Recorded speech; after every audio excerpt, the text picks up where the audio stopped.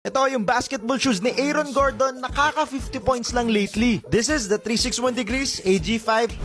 Maganda kaya ipang laro? Sa looks, panalo. In my opinion, napakaganda ng colorway na to. Futuristic design, pero hindi OA. For the traction, enough na enough in my opinion yung kapit neto. Kung nakasubo ka na ng sapatos na parang glue yung kapit sa sahig, ganito rin dito. Kapitin ng dust, lalo na ginamit natin dito sa outdoor courts, pero few wipes lang, okay na ulit. Para sa cushion, hindi tinipid. Meron itong Energy X foam sa forefoot, tapos plush yung heel dahil sa CQT Extreme. Isa to sa technology ni 361 Degrees. At ang gusto ko, meron din tong plate sa ilalim. So responsive at bouncy, pero may impact protection pa rin. Di masakit sa tuhod, kaya solid pag landings. Para sa fit, I went true to size at friendly siya sa wide foot. Pero talagang kinailangan ko lang i-break in dahil sa upper materials niya, meron itong synthetic leather and mixed with engineered mesh and overlays. For the materials, ang rugged nga ng materials na ginamit dito. Overall, sulit tong pair na to. Cushion, traction at support, all on point. Kaya kung gusto mo rin maka 50 points, subukan mo na tong basketball shoes ni Aaron Gordon. Big shoutout sa Run Sports Gears and Apparel. Pinadala nga pala nila ito para ma-review natin. Kaya kung naghahanap kayo ng mga sapatos, pwede nyo rin silang i-visit at i-message. Big shoutout nga rin pala sa mga broski natin dyan sa Dubai. Ingat po palagi at maraming salamat. God bless sa inyo broski. It's me Calaves. Like and follow for more.